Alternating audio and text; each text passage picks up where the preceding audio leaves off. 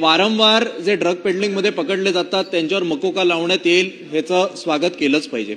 अध्यक्ष महोदय, माझे 2-3 स्पेसिफिक प्रश्न आहेत।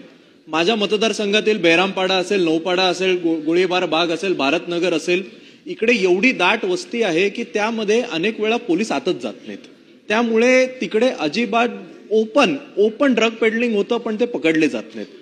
माझी पहिली आपल्याला विनंती आहे की आपण तिकडे बीट चौक्या लावण्याकरता आपण आदेश देणार का? माझी दुसरी एक, माझ्या ऑफिसच्याच बाहेर, वांद्र्यातल्या माझ्या ऑफिसच्या बाहेर गेल्या महिन्यामध्ये एक नायजेरियन पकडला गेला ड्रग वाटताना, त्याला खेरवाडी पोलिसांनी पकडलं। जे इंटरनॅशनल ह्याच्यामध्ये क्रिमिनल्स इन्व्हॉल्ड आहेत, यांना आपण कुठल्या गुन्ह्याअंतर्गत आपण त्यांच्यावर कारवाई करू शकतो आणि त्यांच्यावर आपण कसं करणार, हे माझा दुसरा प्रश्न। माझा तिसरा प्रश्न आहे की जरा एक मिनिटं, मुख्यमंत्री महोदय उत्तर देत आहेत। माझा तिसरा प्रश्न हा आहे की मुख्यमंत्री महोदय, याच्यात यांची मोडस ऑपरेंडी अशी आहे की मुद्दामूने मायनर्सचा वापर करतात। 14 वर्षाची मुलं, 15 वर्षाची मुलं यांच्या मार्फत ड्रग पेडलिंग केलं जातं आणि मग लोकल पोलीस स्टेशन अनेक वेळेला काय करतं की कायद्यात वेगवेगळे त्याच्यात तरतुदी आहेत, पण जाऊ दे रे, लहान पोरगा आहे, तू करू नको, समुपदेशन करून त्याला सोडून दिलं जातं। हेच नंतर उद्या हार्ड क्रिमिनल्स बनत जातात।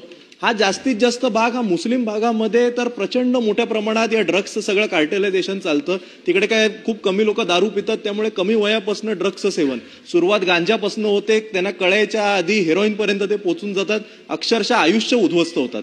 आणि त्यामुळे माझे 2-3 प्रश्न आहेत। एक तर ते मायनर्सना इन्व्हॉल्व केलं जातं, त्यांच्या या ज्या कार्टेल्स आहेत, त्यांच्या या गँग आहेत, त्यांच्यावर आपण काय कारवाई करणार? मायनर्स पकडले गेले तर त्यावर काय कारवाई करणार? दुसरं, जे इंटरनॅशनल क्रिमिनल्स, खास करून नायजेरियन किंवा आफ्रिकन कॉन्टिनेंट मधले जे वांद्र्यामध्ये वसलेले आहेत, यांच्यावर काय कारवाई करणार? आणि मुस्लिम भागाच्या आतमध्ये पोलीस जे अजिबात जात नाहीत, कारवाई करत नाहीत, त्यांना आपण काही विशेष आदेश देणार का? धन्यवाद।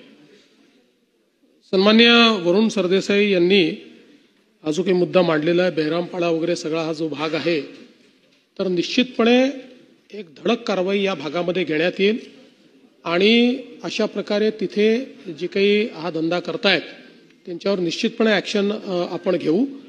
दुसरं, आपण नायजेरियन्सच्या संदर्भात जे सांगितलं किंवा अशा प्रकारचे विदेशी जे आहेत, या संदर्भातली एक त्यांची मोडस ऑपरेंडी अशी लक्षात आले की आपण त्यांना पकडतो आणि पकडल्यानंतर त्यांना आपण डिपोर्ट करतो, पण या लोकांना इथेच राहायचं असल्यामुळे एक छोटा अजून क्राईम करतात आणि त्या क्राईम केल्यामुळे त्याचा जोपर्यंत निकाल लागत नाही तोपर्यंत त्यांना डिपोर्ट करता येत नाही।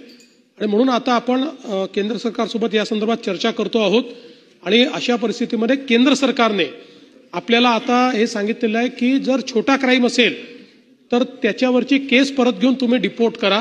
त्यामुळे त्या संदर्भातल्या काही SOPs ज्या आहेत त्या SOPs आपण तयार करतो आहोत, जेणेकरून अशा प्रकारचे हे जे इथे येऊन कारवाया करतात आणि मग इथेच ते काहीतरी क्राईम करून थांबतात, त्यांना डिपोर्ट करण्याच्या संदर्भातली कारवाई जी आहे ती कारवाई आपण निश्चितपणे करू। आणि तिसरा मुद्दा जो आपण सांगितला हेही खरं आहे की काही प्रमाणात हे जे अज्ञान अशा प्रकारचे, म्हणजे कायदेशीर संज्ञेमध्ये जे अज्ञान आहेत, अशा मुलांना पकडून त्यांच्या माध्यमातून कारवाई चालते। म्हणून या संदर्भात आम्ही एक अभ्यास करतो की अशा संदर्भातल्या मुलांवर तर कारवाई करू, त्यांचं जे काही आपण बालगृह वगैरे देतो, पण त्याच्यामध्ये 2 गोष्टींचा अभ्यास चाललेला आहे की अशा संदर्भातलं पेडलिंग करण्याच्या संदर्भात आपल्याला अज्ञानाच्या संज्ञेमध्ये काही बदल करून 2 वर्ष अजून कमी करता येतील का? म्हणजे अजून 2 वर्ष लहान नाही, जसं आपण रेपमध्ये केलेलं आहे तसं आपल्याला त्यांना ते गुन्ह्याचं स्वरूप बघून ते करता येईल का, असा एक आपला प्रयत्न चाललेला। आणि दुसरं, हे जे काही अज्ञान एखादा समजा आपल्याला जो सापडतो तर त्याचं ज्याच्याशी कनेक्शन लागेल त्यांनीच ते केलेलं आहे असा त्याच्यावर आपल्याला गुन्हा ठेवता येईल का, अशा 2 याच्यावर आमचा आता अभ्यास चाललाय। त्याच्या संदर्भात आवश्यक ते बदल नंतर करण्यात येतील।